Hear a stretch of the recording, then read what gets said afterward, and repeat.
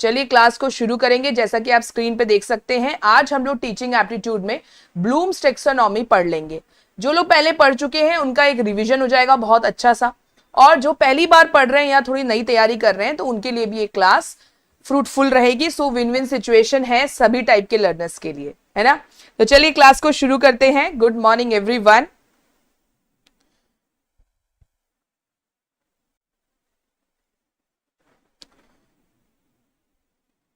Yes, जो पहली बार मुझसे जुड़ रहे हैं वो मेरा बायो देख सकते हैं। जेआरएफ क्वालिफाई किया था 2022 में मैंने in education subject with 80% marks. Teaching experience है कुछ थोड़ा बहुत, इसी कारण आपको पढ़ा लेती। इससे पहले ब्लूम्स टैक्सोनॉमी के इंट्रोडक्शन से आई होप आप सभी लोग रेडी होंगे। हाँ, चंद्रिका हिंदी में भी बताएंगे, बिल्कुल बताएंगे। ठीक है, चलिए अभी ना चैटिंग में कोई बातें नहीं होंगी, हम सिर्फ पढ़ाई पे ध्यान देंगे। उसके बाद आपको जो भी डाउट होगा आप चैट सेक्शन में पूछ लीजिएगा। ठीक है, चलिए ओके। सो स्टार्ट करते हैं प्रभु का नाम लेकर। ब्लूम्स टैक्सोनॉमी जो है उसमें 3 लर्निंग डोमेन्स है। कितने हैं? 3 लर्निंग डोमेन। सबसे पहला है cognitive, affective and psychomotor domain. और सबसे खास बात यह है कि हर एक डोमेन में जो लेवल्स है वो सिंपल से कॉम्प्लेक्स की तरफ बढ़ते हैं, इसीलिए इसको क्या बोला जाता है? हायरार्किकल। हायरार्की फॉलो करता है ये। हायरार्की मतलब ही होता है कि सबसे नीचे का जो लोअर लेवल है या सिंपल लेवल है उसे कंप्लीट करने के बाद हम उससे ऊपर के लेवल पे बढ़ते हैं। डायरेक्टली आप ऊपर के लेवल पे नहीं बढ़ते हो। ठीक है, जब भी किसी को बच्चे को पढ़ाया जाता है तो सिंपल से कॉम्प्लेक्स की तरफ बढ़ते हैं। ठीक है, अभी जो ओरिजिनल टैक्सोनॉमी था वो ब्लूम थे हमारे। उन्होंने बेंजामिन ब्लूम 1956 में इन्होंने क्रिएट किया था। ठीक है, ध्यान रखिएगा 1956 में इन्होंने क्रिएट किया था और बाद में 2001 में रिवाइज कर दिया गया। कुछ लोगों ने मिलकर इसको रिवाइज किया जिनके नाम भी हम पढ़ेंगे। कुछ करिकुलम थ्योरिस्ट थे, इंस्ट्रक्चरल रिसर्चर्स थे जिन्होंने ब्लूम्स टैक्सोनॉमी को थोड़ा सा रिवाइज कर दिया, यानी कि पहले जो नाउन फॉर्म में था उसको वर्ब फॉर्म में कर दिया। ठीक है, हिंदी के लर्नर्स के लिए भी यहां पे अच्छे से दिया हुआ है। तो 3 डोमेन कौन से थे? संज्ञानात्मक, भावात्मक और साइकोमोटर डोमेन। एक एक करके हम डिटेल में पढ़ेंगे। ठीक है, तो सबसे पहले आते हैं कॉग्निटिव डोमेन में, यानी कि संज्ञानात्मक डोमेन, जिसमें कि सब कुछ रिलेटेड है हमारे माइंड से, कि हमारा मेंटल प्रोसेस किस तरह से होता है और हम चीजों को किस तरह से समझते हैं। बेंजामिन ब्लूम ने जब नोटिस किया था कि जब स्कूल में या क्लासरूम में पढ़ाया जाता था तो सिस्टमेटिकली तरीके से नहीं पढ़ाया जाता था। कोई भी कंटेंट को प्रेजेंट करते हैं जब आप स्टूडेंट्स के सामने, तो आपको समझना है कि वो कंटेंट पहले बच्चा किस तरह से पढ़े, उसके बाद कौन से लेवल पे धीरे धीरे बढ़े। अगर आप प्रॉपर हायरार्की फॉलो करते हैं तब सारा का सारा कंसेप्ट बच्चे के दिमाग में अच्छे से आ जाता है। ठीक है, इसीलिए क्या कहा जाता है कि ब्लूम्स टैक्सोनॉमी टीचिंग फील्ड में आ रहे हैं तो आपको पता होना चाहिए। ठीक है, तो यहां पे अगर हम देखा जाए तो 1956 में ब्लूम ने ओल्डर वर्जन दिया था। क्या दिया था? Older version. ओके, जो कि आप देख सकते हो। इसका फुल फॉर्म में मतलब एक याद करने का तरीका हमेशा बताती हूं, KC आ से। ठीक है, KC आ से, कैसी आ से, ऐसे करके याद कर लेंगे हम लोग। थिंकिंग स्किल्स है, लोअर ऑर्डर से हायर ऑर्डर की तरफ जाता है। नॉलेज, कॉम्प्रीहेंशन, कॉम्प्रीहेंशन के बाद application, analysis, synthesis and evaluation. वहीं पे जब हम न्यू वर्जन में जाते हैं तो न्यू वर्जन दिया था रैथोल और एंडरसन, 2 लोगों ने मिलकर दिया था। 2001 में ये रिवाइज हुआ था। अंतर सिर्फ यही है कि ये आप देख सकते हो नाउन में है, यानी कि संज्ञा फॉर्म में है, और ये जो है दूसरा ये वर्ब फॉर्म में है, यानी कि आप बोल सकते हो क्रिया। ठीक है ना, हिंदी में बोलते हैं क्रिया, वर्ब फॉर्म में है। जैसे कि और दूसरा अंतर जो इंपॉर्टेंट है वो लास्ट के जो ऊपर के, सबसे ऊपर के जो 2 लेवल है उसमें है। क्या है? इसमें सिंथेसिस नीचे आता है, ध्यान दीजिएगा, सिंथेसिस नीचे आता है और उसके बाद आता है इवैल्यूएशन। लेकिन 2001 में लोगों ने सोचा कि इवैल्यूएशन करना is slightly lower order as compare to create करना, क्योंकि कोई भी नई चीज क्रिएट करने में ज्यादा हायर ऑर्डर की थिंकिंग स्किल्स लगती है, ठीक है। सो इसीलिए आप देख सकते हैं कि यहां जो सिंथेसिस है वो ऊपर चला गया क्रिएटिंग में, और जो इवैल्यूएशन है वो नीचे चला गया इवैल्यूएटिंग में। बस यहां पे आपको एग्जामिनर घुमा सकता है। सो याद रखिएगा कि यहां पे नॉलेज का तो रिमेंबरिंग हो गया, कॉम्प्रिहेंशन का अंडरस्टैंडिंग, एप्लीकेशन अप्लाइंग रह गया, एनालिसिस एनालाइजिंग, और जो इवैल्यूएशन है वो यहां इवैल्यूएटिंग हो गया। और सिंथेसिस मतलब ये होता है कोई भी नई, मतलब जो इंफॉर्मेशन आप पहले से पढ़ चुके हो उसको यूज करके कुछ नया क्रिएट करना। So that is creating. ये टॉप मोस्ट लेवल पे आ गया न्यू वर्जन में, ठीक है। हम एक एक करके knowledge, comprehension, application, analysis, synthesis और इवैल्यूएशन क्या होता है वो एक एक करके समझ लेते हैं, ठीक है। अगर हम देखें तो सबसे पहला नॉलेज लेवल है, सबसे lower most, lower order thinking skills लगता है। यहां पे बच्चा क्या करता है, बच्चा सिर्फ याद करता है। जैसे कि पोएम की लाइंस आपको पढ़ा दी गई तो आप रिसाइट करते हो poem. So reciting a poem है ना, या पाठ के कुछ छंद बोलते हैं ना टीचर्स, आप कविता का पाठ करिए, तो वो क्या है, नॉलेज लेवल है, ठीक है। जहां पे आप रिकॉल करते हो specifics and universals, the recall of methods and processes, सारी चीजें रिकॉल पे है। सो यहां पे रिकॉल जो है वो आपका कीवर्ड है, याद रखिएगा, ठीक है। चीजों को आप रिसाइट करना, जैसे कि मैडम ने कोई टर्म पढ़ा दिया और बोला कि बच्चे, जैसे फोटोसिंथेसिस बच्चे को पढ़ाया गया और बच्चे को बोला गया डिफाइन करो फोटोसिंथेसिस। सो जब बच्चा फोटोसिंथेसिस डिफाइन कर रहा है तो वो नॉलेज लेवल है। देखिए एक बात ध्यान रखिएगा कि आजकल यूजीसी नेट में सिंपल सिंपल क्वेश्चन आपसे नहीं पूछा जाता है। हो सकता है कि ये एग्जाम्पल दे दिया जाए आपको कि a teacher is asking students to define photosynthesis, now which level is this, ठीक है, कौन सा लेवल है, ऐसे क्वेश्चंस पूछे जाएंगे तो ये हो जाएगा नॉलेज लेवल, ओके। सबसे लोअर मोस्ट लेवल है ये नॉलेज लेवल। उसके बाद आते हैं उसके बाद आते हैं कॉम्प्रिहेंशन में, जो कि थोड़ा सा ऊपर हम बढ़ जाते हैं। कॉम्प्रिहेंशन में बच्चा जो कंसेप्ट को पढ़ाया गया उसको वो समझ लेता है, ठीक है। जो भी मटेरियल उसे प्रेजेंट किया गया उसको वो समझ जाएगा। मतलब जैसे कि मैं आपको आज ब्लूम्स टेक्सोनॉमी पढ़ा रही हूं तो आप उसको अंडरस्टैंड कर रहे हो, एप्रीहेंड कर रहे हो, ठीक है। लेकिन आप कोई दूसरा मटेरियल नहीं कंसल्ट कर रहे हो, सिर्फ जो मटेरियल मैंने आपको दिया है आप उसे समझ के एक्सप्लेन भी कर सकते हो। आपको एक्सप्लेन करने के लिए भी बोला जा सकता है, अंडरस्टैंड करके एक्सप्लेन करना। So this is comprehension phase, okay, यानी कि समझना। तीसरा आते हैं एप्लीकेशन में। एक बारी जब आप किसी कॉन्सेप्ट को समझ जाते हो, यानी कि जब आप फोटोसिंथेसिस को समझ गए कि फोटोसिंथेसिस कौन सी प्रक्रिया है, तो बच्चे को कोई भी अप्लाई करने के लिए, यानी कि कोई क्वेश्चन दे दिया जाता है as related to photosynthesis, photosynthesis से रिलेटेड क्वेश्चन दे दिया गया तो बच्चे ने जो कंसेप्ट पढ़ा था उससे रिलेटेड उसको वो अप्लाई करेगा। जैसे कि मैथमेटिक्स में भी सबसे ज्यादा होता है, जब मैडम फॉर्मूला पढ़ा देती है या फ्रैक्शंस या डेसिमल्स समझा देती है तो उसके बाद आपको क्वेश्चंस दिए जाते हैं। तो आप क्या करते हो, जो फॉर्मूला आपने पढ़ा है, जो कंसेप्ट आपने समझ लिया है कॉम्प्रिहेंशन फेज में, उसको आप अप्लाई करते हो, ठीक है। तो ये एप्लीकेशन फेज है। उसके बाद आता है एनालिसिस फेज। मैं हमेशा आपको बोलती हूं एनालिसिस को याद रखिएगा, ये कीवर्ड है ब्रेक डाउन करने का, यानी कि आपने जो भी कंसेप्ट को पढ़ा है उसको आप अब टुकड़ों टुकड़ों में समझोगे।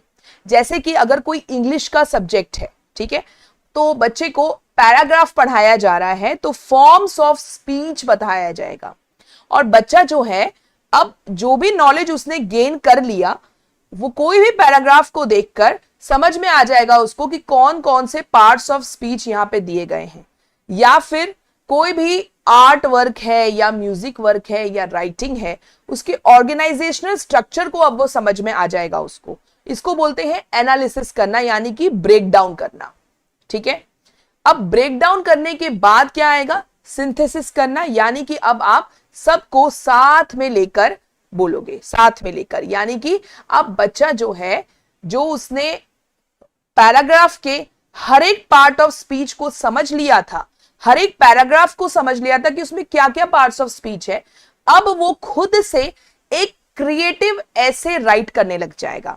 उसको बोला जाएगा कि आप कोई ऐसे लिखिए, तो वो लिखना चालू कर दे, क्योंकि उसने सारी चीजें समझ ली हैं कि इसमें क्या क्या होता है, कौन कौन से टेंसेस, कौन कौन से वर्ब, क्या व्हाटएवर जो इंग्लिश के इंपॉर्टेंट ग्रामेटिकल पार्ट्स होते हैं उसको वो समझ चुका है। अब उसके हेल्प से वो ऐसे लिख सकता है, कोई स्टोरी लिख सकता है, कोई पोएम लिख सकता है।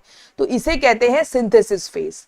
और सिंथेसिस फेज में highest level of thinking skills लगती है, क्योंकि आपने जितने भी कंसेप्ट्स को पढ़ लिया, अब उसको यूज करके कोई नई जगह पे उसे यूज करना, नई जगह पे अप्लाई करना और सिंथेसाइज करना, it's again higher order thinking skills.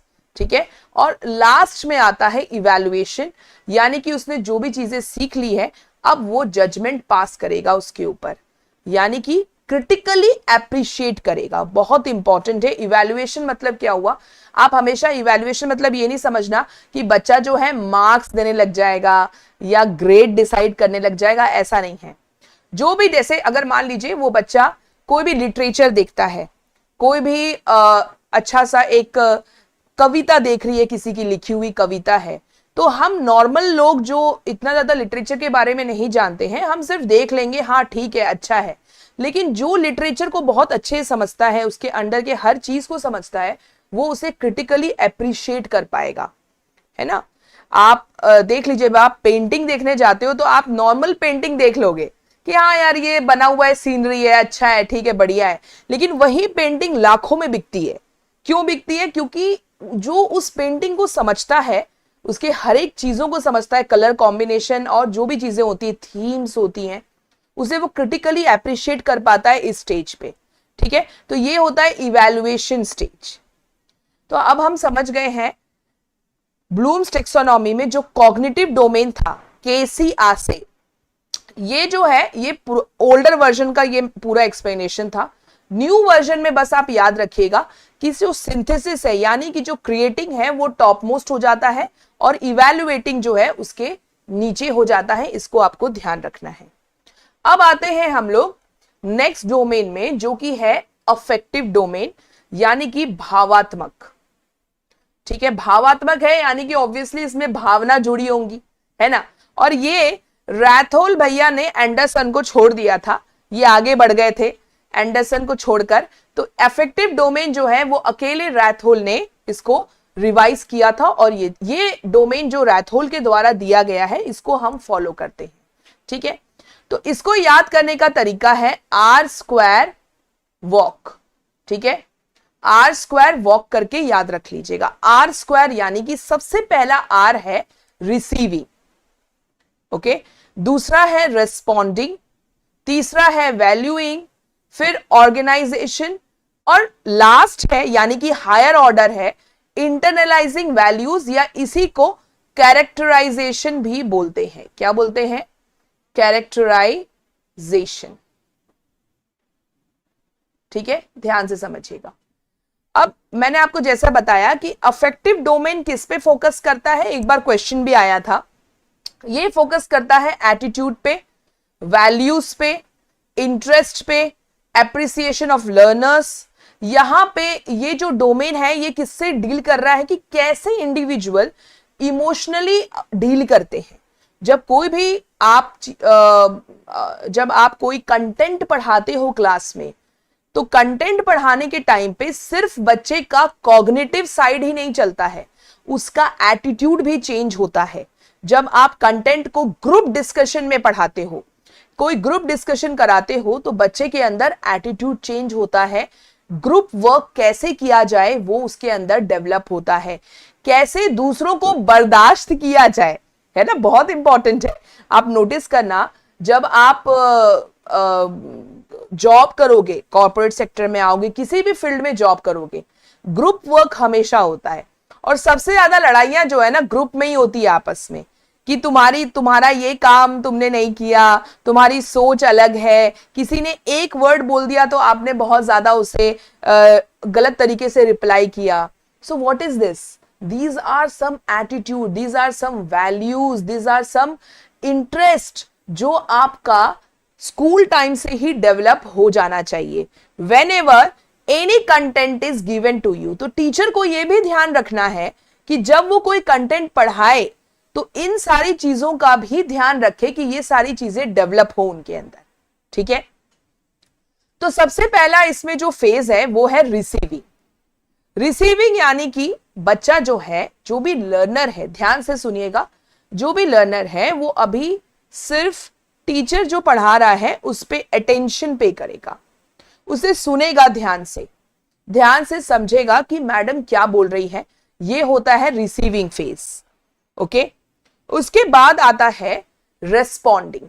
आपने रिसीव कर लिया, मैडम ने बोला कि देखो भैया ये टॉपिक है और इस टॉपिक को तुम जो है ग्रुप वर्क यानी कि कोऑपरेटिव लर्निंग हम पढ़ते हैं, कोऑपरेटिव लर्निंग के हेल्प से पढ़ना. आप अपने ग्रुप में जाइए, अपने ग्रुप में जाइए और वहां पे डिस्कशन चालू करिए.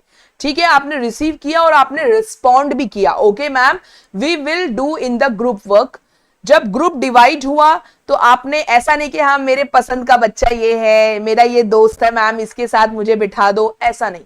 वॉटेवर मैम जो भी ग्रुप डिसाइड किया उस वैसे आपने ग्रुप में एक साथ आ गए. ये है बच्चा एक्टिवली रेस्पॉन्ड कर रहा है और पार्टिसिपेट कर रहा है. अब जो ग्रुप डिस्कशन स्टार्ट होगा अपने दोस्तों के बीच में, पीयर मेंबर्स के बीच में, वहां पे वो डिस्कशन में भी पार्टिसिपेट कर रहा है. अब आप नोटिस करिएगा, जब वो डिस्कशन में पार्टिसिपेट कर रहा है तो उसके अंदर क्या एटीट्यूड डेवलप हो रहा है? How to work properly in a group, है ना. एक दूसरे की बातों को रेस्पेक्ट करना, एम्पैथी डेवलप करना, ये सब क्या है? These are the affective domain. आ रहा है समझ में? तो रेस्पॉन्ड किया बच्चे ने. रेस्पॉन्ड करने के बाद दूसरा नेक्स्ट फेज आता है वैल्यूइंग. अब जो है धीरे धीरे बच्चा समझ जाता है कि कोई भी कंटेंट अगर मैडम पढ़ा रही है तो ग्रुप डिस्कशन में तो मुझे ज्यादा अच्छे से समझ में आ रहा है. लेक्चर में जब मैम लेक्चर देती थी तो इतना अच्छे से समझ में नहीं आ रहा था, लेकिन ग्रुप डिस्कशन में जब मैं अपने दोस्तों के साथ पढ़ता हूं तो मुझे वही कंटेंट ज्यादा अच्छे से समझ में आता है.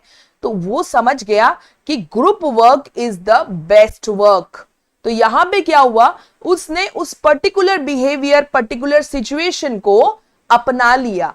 ठीक है, ही प्लेसेस द वैल्यू, उसको वैल्यू देने लग गया वो. So this is valuing. Okay, next आता है ऑर्गेनाइजेशन. अब ऑर्गेनाइजेशन में क्या होता है, बहुत सारी वैल्यूज धीरे धीरे बाय द टाइम उसके अंदर डेवलप होती जाती है. वो धीरे धीरे से अब ग्रुप वर्क आया, कोऑपरेटिव लर्निंग आया, एम्पैथी डेवलप हुआ, लिसनिंग स्किल्स उसकी डेवलप हुई. धीरे धीरे अब वो ऑर्गेनाइजेशन फेज में आ जाता है, यानी कि अब वैल्यूज को वो प्रायोरिटाइज करने लग जाएगा. देखो हमेशा ध्यान रखना, ऑर्गेनाइजेशन मतलब होता क्या है. बहुत नॉर्मली सोचना. जब मैं आपको एक बहुत सिंपल एग्जांपल देती हूं. मैंने आपको बोला देखो बेटा ये बुक्स रखी हुई हैं, इनको प्रॉपरली अपने अलमीरा में या कबर्ड में ऑर्गेनाइज कर दो. तो तुम क्या करते हो ऑर्गेनाइज करते टाइम पे? जितनी भी इंपॉर्टेंट बुक्स होती है उसको आप ऊपर रख देते हो शेल्फ में, कि यार ये इंपॉर्टेंट बुक्स है जो मुझे खोलते ही, कबर्ड खोलते ही सामने दिख जाए कि ये इंपॉर्टेंट बुक्स है. जो लेस इंपॉर्टेंट है उसको आप थोड़ा नीचे रख देते हो, है ना. तो what is this? This is organization. तो ऑर्गेनाइजेशन का एक सिंपल जनरल टर्म का डेफिनेशन भी यही होता है. और अगर आप यहां पर लेकर आओ डोमेन में तो यही मीनिंग है कि ऑर्गेनाइजेशन में आप वैल्यूज को आप प्रायोरिटाइज करने लग जाते हो कि कौन सी वैल्यू आपकी लाइफ में इंपॉर्टेंट है. ठीक है, और अगर कोई भी कॉन्फ्लिक्ट है उन वैल्यूज के बीच में तो वो भी इसी लेवल में रिजॉल्व भी हो जाती है. ठीक है, तो ऑर्गेनाइजेशन आप कभी नहीं भूलोगे. ये एग्जांपल याद रखना, अलमीरा जो कबर्ड में मुझे बुक्स जमाना है तो मैं सबसे इंपॉर्टेंट जो है प्रायोरिटी वाली बुक्स है वो सबसे ऊपर रखूंगा. सिमिलरली यहां पर भी आप जो वैल्यूज आपके लिए इंपॉर्टेंट है उसको आप ज्यादा प्रायोरिटी दोगे. ठीक है, फिर लास्ट में आता है कैरेक्टराइजेशन, जहां पे ये जो वैल्यू सिस्टम आपके अंदर बचपन से डेवलप किया गया वो आपके लाइफस्टाइल में आ जाती है। यानी कि अब आपको कोई एफर्ट नहीं लगाना पड़ता है। किसी भी ग्रुप में आपको डाल दिया जाए, कोई भी ग्रुप हो, आप वहां पे अच्छे से काम कर पाते हो, दूसरों को रेस्पेक्ट देते हो। इवन ग्रुप लीडर अगर आप बन जाए तो ये नहीं कि डोमिनेट करने लग जाओ, है ना। तो ये सारी वैल्यू सिस्टम आपके अंदर इंटरनलाइज हो जाती है। इस टर्म को याद रखना, इंटरनलाइज होना, ठीक है। और धीरे धीरे वो आपके बिहेवियर को भी कंट्रोल करने लग जाती है। इसी को हम कैरेक्टराइजेशन बोलते हैं, ठीक है। सो ये हो गया हमारा अफेक्टिव डोमेन, जो कि होता है भावात्मक। आर स्क्वायर वॉक, ठीक है, ऐसे याद रखेंगे, आर स्क्वायर वॉक, ओके। अब हमारे लास्ट डोमेन पे आते हैं, जो है साइकोमोटर डोमेन, जो कि हमारे देव साहब ने दिया था, आर एच देव, ओके, इन्होंने दिया था, नाम याद रखिएगा, साइकोमोटर डोमेन। अभी एक बात मैं आपको बता दूं, एक जस्ट एक एक्स्ट्रा इंफॉर्मेशन की तरह याद रखना कि सिर्फ आर एच देव ने ही साइकोमोटर डोमेन नहीं दिया था, इसमें हैरोज का भी आता है और सिम्पसन का भी आता है, ठीक है। इन नाम याद रखना, कोई भरोसा नहीं, एग्जाम में पूछा जा सकता है। तो इन दोनों ने भी साइकोमोटर डोमेन दिया था, लेकिन आर एच देव का जो साइकोमोटर डोमेन था ना, उसको हमने फॉलो करना स्टार्ट कर दिया था, ठीक है। तो यहां पे इसका शॉर्ट फॉर्म है आई एम पैन। जैसे हम बोलते हैं आई एम जॉन, वैसे ही नाम है आई एम पैन, ठीक है, ऐसे याद रखिएगा। अब सबसे पहला, सबसे लोएस्ट लेवल है इसमें इमिटेशन। क्या है? इमिटेशन। इमिटेशन मतलब क्या होता है? नकल उतारना। हम तो हर बार समझते हैं, आपको याद होगा हमने जब एल्बर्ट बैंडुरा का सोशल लर्निंग थ्योरी पढ़ी थी, तो वहां पर भी सबसे पहला क्या था? इमिटेशन। यानी कि बच्चा जो है वो टीचर्स जो भी ज्यादा नॉलेजेबल है उसके सामने, जो उसको समझा रहा है, उसको सिर्फ वो वॉच करता है, उसके एक्शंस को इमिटेट, कॉपी करने की कोशिश करता है। तो ये पूरे लेवल में कार चलाने के एग्जाम्पल से रिलेट करूंगी, जो मैं हर बार करती हूं, और ये एग्जाम्पल आप हमेशा याद रखिएगा। जैसे कि आप कार ड्राइविंग क्लास जाते हो, ठीक है, तो जो कार ड्राइविंग, सबसे पहले क्या होता है, जो साथ में आपके होता है गाइड, उसको आप देखते हो, आपको बोलेगा देखो भैया मैडम आप बाजू वाले सीट में बैठ जाओ और मुझे देखते रहो मैं कैसे कार चला रहा हूं। तो सबसे पहला स्टेज क्या हुआ? इमिटेशन। दूसरा आता है मैनिपुलेशन। मैनिपुलेशन मतलब ये हुआ कि अब क्या हुआ कि उससे आपने कार चलाना, आपने उसको देखा, आपने कॉपी भी किया, बाद में आप अपने घर में आते हो और थोड़ा थोड़ा याद करके खुद से कार चलाने की कोशिश करते हो। तो ये क्या है? मैनिपुलेशन।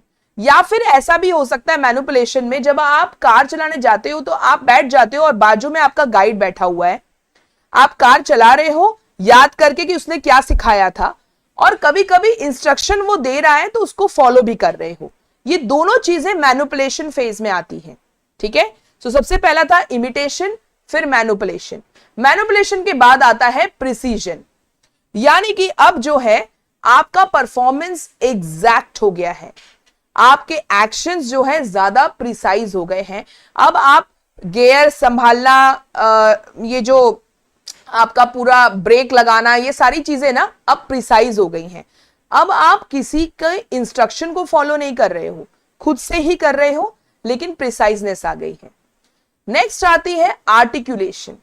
जैसे प्रिसाइजनेस में एक और होता है, आपने नोटिस किया होगा जब आप कार चलाना सीखते हो ना, तो गियर आप बदल नहीं पाते हो, है ना, समझ में नहीं आता है कि ब्रेक लगाएं कि क्या करें, गियर कैसे बदलें, उसमें गड़बड़ हो जाती है। लेकिन प्रिसीजन फेज में क्या होगा, अब आप गियर आराम से चेंज कर सकते हो। अब आता है आर्टिकुलेशन। आर्टिकुलेशन में आप 2 से ज्यादा स्किल्स एक साथ परफॉर्म करने लग जाते हो, और वो भी हार्मोनियस वे में। यानी कि अब आपको एफर्ट नहीं लग रहा, आप हॉर्न बजाओ, स्टीयरिंग चेंज करो, अकॉर्डिंगली गियर चेंज करो, ब्रेक लगाओ, ये सारी चीजें आपकी आराम से हो रही हैं। लेकिन ध्यान देने वाली बात यह है कि यहां पर भी आप कॉन्शियसली ही कर रहे हो। क्या कर रहे हो? कॉन्शियसली, मतलब ध्यान दे रहे हो। लास्ट फेज आता है नेचुरलाइजेशन, और इसी को बोलते हैं जब आप सबकॉन्शियसली भी आराम से गाड़ी चला रहे हो। आपको किसी को बोलने की जरूरत नहीं। आपने नोटिस किया होगा जो ड्राइवर होते हैं वो गाना भी सुन रहे होते हैं, लोगों से बात भी कर रहे होते हैं, व्लॉगिंग भी कर रहे होते हैं और आराम से गाड़ी चला रहे होते हैं, है ना, कोई दिक्कत नहीं होती है उनको। वो कौन सा फेज आता है? Naturalisation phase. वो आपका सेकेंड नेचर बन जाता है। इसे क्या बोलते हैं कि जो आपका ड्राइविंग है वो आपका सेकेंड नेचर बन जाता है। ठीक है, सो ये स्टेजेस को ध्यान रखिएगा, इमिटेशन, मैनिपुलेशन, प्रिसीजन, आर्टिकुलेशन और नेचुरलाइजेशन। ठीक है, आई होप आपको यहां तक अच्छे से समझ में आ गया होगा। ब्लूम्स टेक्सोनॉमी में ये 3 डोमेन थे। कोई भी डाउट हो तो अब चैट सेक्शन में आप मुझसे पूछ सकते हैं, इसके बाद हम क्वेश्चंस की तरफ बढ़ेंगे। ठीक है, हाँ, श्रृंखला मुझे हमेशा ये एक उसका अपना बनाया हुआ निमोनिक है, I am perfect eight nature. ठीक है, ये श्रृंखला ने दिया, आप लोग ऐसे भी याद रख सकते हो, और मैंने आई एम पैन करके दिया था। So what ever is good for you, जो आपको अच्छा लगे उसे फॉलो कर लीजिए। ठीक है, या फिर आप खुद से भी निमोनिक बनाने की कोशिश करिए। मैं तो आपको यही सजेशन दूंगी कि एजुकेटर से अगर कोई निमोनिक मिल जाता है तो गुड, लेकिन खुद से बनाने अगर आपको आ जाए निमोनिक तो समझ लीजिए कि आपका फ्यूचर ब्राइट है। ठीक है, तो खुद से भी निमोनिक बनाने की कोशिश करेगा। बाकी यहां तक कोई डाउट तो नहीं है?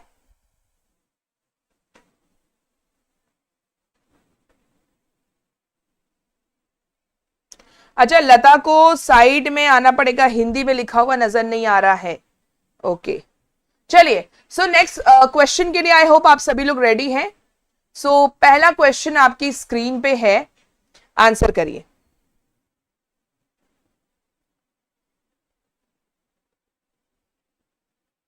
पवन क्या बोल रहे हैं? लर्निंग डिजीजेस भी करवा दो। ओके, लर्निंग डिजीजेस एकदम ही नए टॉपिक लेकर आए हैं पवन।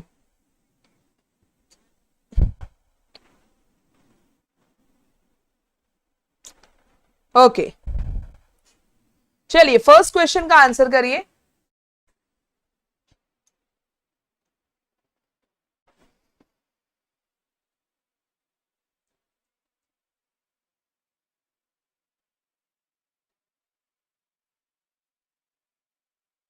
Which of the following is not an affective domain?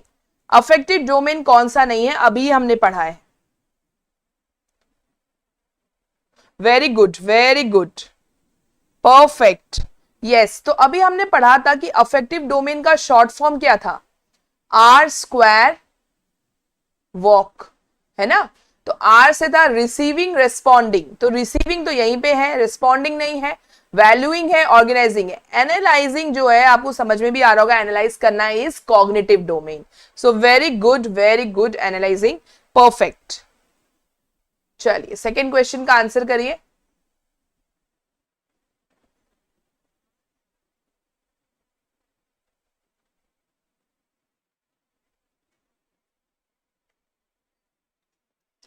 अब आज जो मैंने आपको ब्लूम्स टेक्सोनॉमी पढ़ाई है, अब इसको एग्जाम तक याद रखिएगा।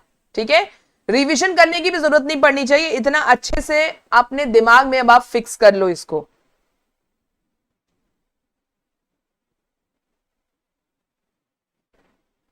सेकेंड क्वेश्चन का आंसर दीजिए।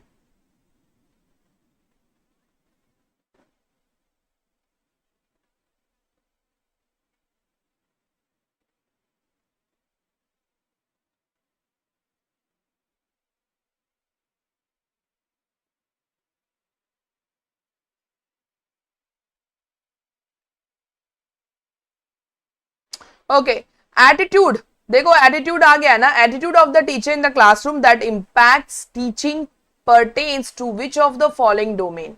अभी बताया था मैंने, एटीट्यूड, वैल्यूज, इंटरेस्ट, इमोशनल चीजें, सारी बातें किस में आती हैं? अफेक्टिव डोमेन में। ठीक है, अब इसको जो है ना ये भावात्मक होना चाहिए।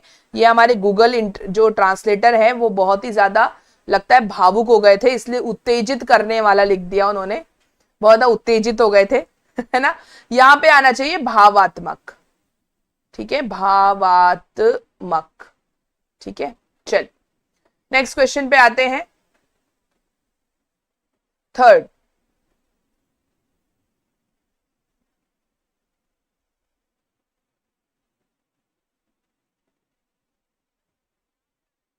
महक क्या बोल रहे हैं मैम, लाइव सेशंस चैनल पे अपलोड होंगे? हाँ, चैनल, यूट्यूब चैनल पे तो महक लाइव क्लासेस होती है ना। आप जब यूट्यूब चैनल पे डाल जाते हो JRF अड्डा के, तो वहां पे लाइव पे सर्च कर लिया करिए, आपको मिल जाएगा।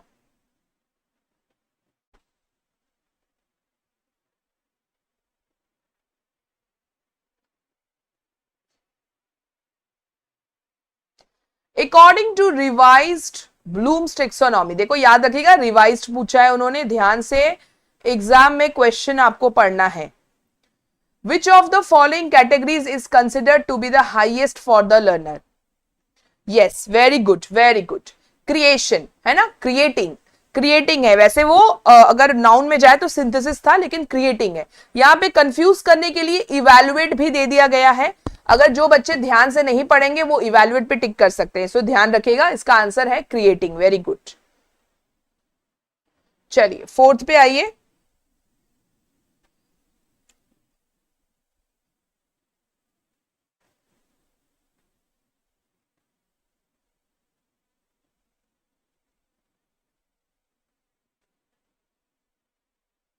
श्रृंखला पेड पर अभी हम लोग करेंगे लर्निंग मैनेजमेंट सिस्टम और मूक, ठीक है, क्योंकि आजकल लर्निंग मैनेजमेंट सिस्टम बहुत ज्यादा पूछा जा रहा है, सो वो करेंगे।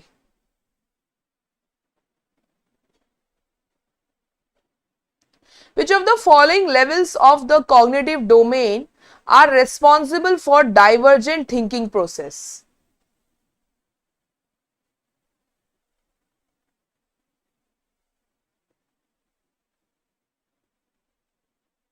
ध्यान से आंसर करिए।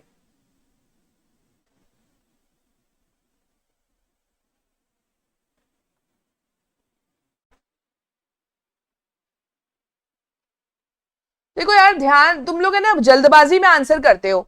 यहां पे लिखा है देखो, अब थोड़ा सा भी अगर घुमा देते हैं ना क्वेश्चन को, बस यहीं पे बच्चे गलत करने लग जाते हैं। आई डोंट नो व्हाई, क्यों गलत करते हो मुझे समझ नहीं आता है।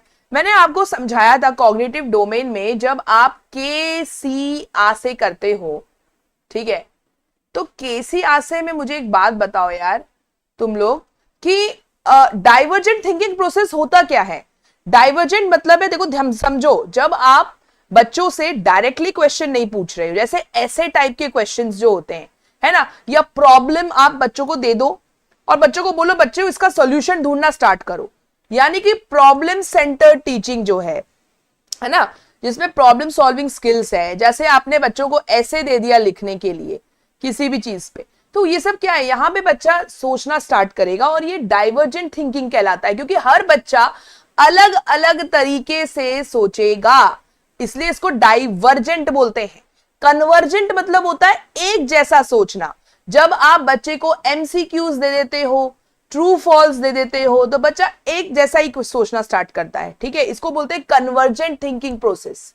और डाइवर्जेंट में आपको एकदम ही अलग तरीके से सोचना है, न्यू कंसेप्ट जो आपने पढ़ लिया है उसको अप्लाई करके न्यू तरीके से अप्लाई करना। तो मतलब क्या हुआ, ये हायर ऑर्डर थिंकिंग स्किल्स आएगी ना यहां पे।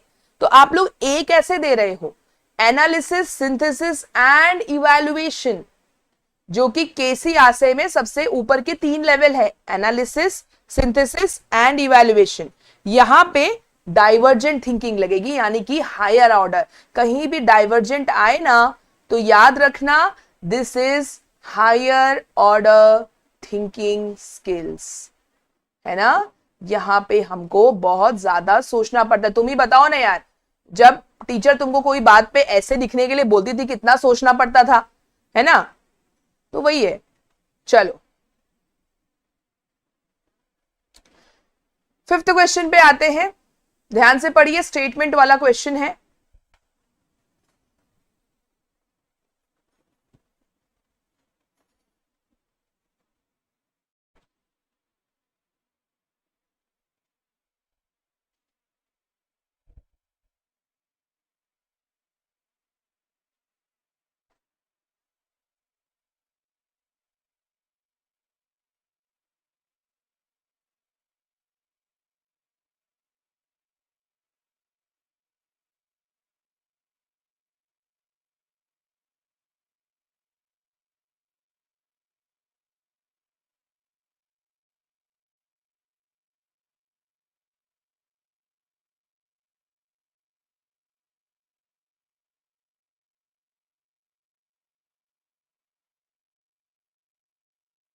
स्टेटमेंट वाला क्वेश्चन आते ही सारे के सारे गलत करने लग गए हैं, सारे के सारे गलत करने लग गए हैं। ध्यान से पढ़ो यार, कुछ सही भी कर रहे हैं, कुछ गलत कर रहे हैं।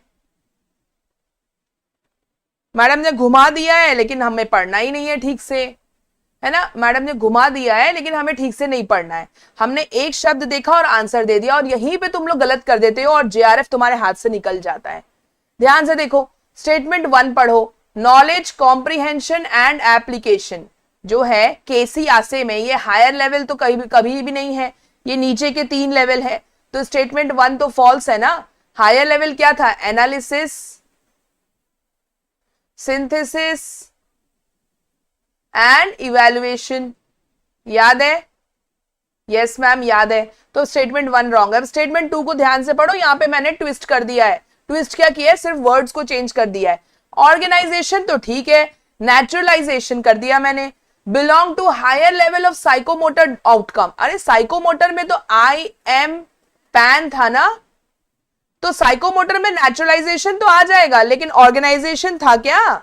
ऑर्गेनाइजेशन किसका था, अफेक्टिव डोमेन का।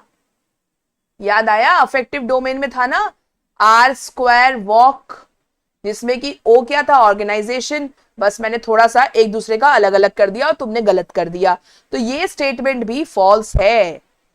ठीक है, सो दोनों फॉल्स है, both statement 1 and 2 are false. और जितने लोग डी कर रहे हैं ना, उन लोगों ने ध्यान से नहीं देखा। यही तुम लोग एग्जाम में करते हो, इस गलती को दोहराना नहीं एग्जाम में।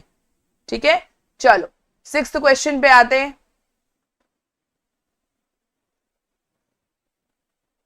इजी है, जल्दी से सॉल्व करो।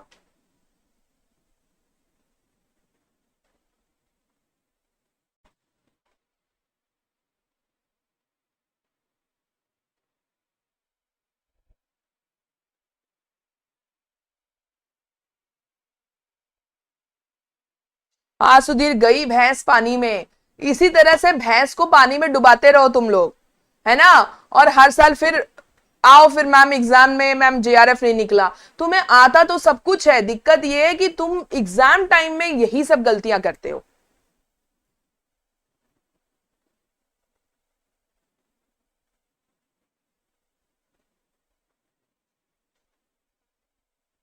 अभी हर बार भैंस को पानी में नहीं डुबाना है ना, भैंस को बाहर निकालो। चलो आंसर करो।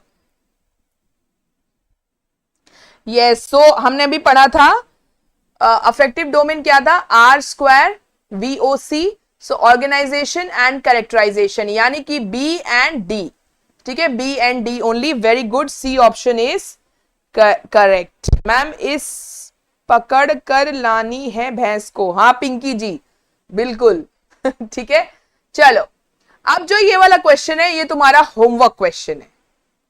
ओके, ये तुम सारे लोग कमेंट सेक्शन में क्लास खत्म होने के बाद आंसर करोगे। कमेंट सेक्शन में, अभी लाइव चैट में मत देना मुझे आंसर, कमेंट सेक्शन में अच्छे बच्चे की तरह आंसर दे देना, और क्लास कैसी लगी थोड़ा बहुत तारीफ भी कर देना, ठीक है। नहीं, चलो ओके। सो अब जो है हम लोग क्लास को करेंगे वाइंड अप, और कल हम लोग कम्युनिकेशन में, देखो हम लोग बेसिक से स्टार्ट कर रहे हैं, तो रिवीजन करने आ जाना, क्लास में अटेंड कर लिया करो। कोई क्वेश्चन इंपॉर्टेंट है, कोई भी क्लास मत छोड़ना। अभी जो चल रही है सारी क्लासेस अटेंड करो। अगर लाइव नहीं देख पाते हो तो रिकॉर्डेड तो जरूर ही देख लो, क्योंकि अभी जो क्वेश्चंस कराए जाएंगे मैं ढूंढ के लेकर आ रही हूं, जहां से आपके क्वेश्चंस अगली बार बनने के पूरे चांसेस हैं। ठीक है, सो सारी क्लासेस अटेंड करिए। कल कम्युनिकेशन की क्लास करेंगे, टाइप्स पढ़ेंगे अच्छे से डिटेल में, और क्वेश्चंस जो है अच्छे सॉल्व करेंगे। ठीक है, ऐसे ही क्वेश्चंस जहां पे तुम गलती कर सकते हो वैसे क्वेश्चंस मैं लेकर आऊंगी। चलो, सो क्लास तो करते हैं wind up. All the best for the preparation, और अब लग जाइए। और एजुकेशन वाले बच्चे शाम को 5 बजे जरूर आ जाइएगा रीडिस्कवर एजुकेशन में। चलो bye bye everyone, take care everyone. मजा आ गया मुस्कान को? यस, तो ऐसे ही मजा तो तुम लोगों को देना है ना। चलो ओके।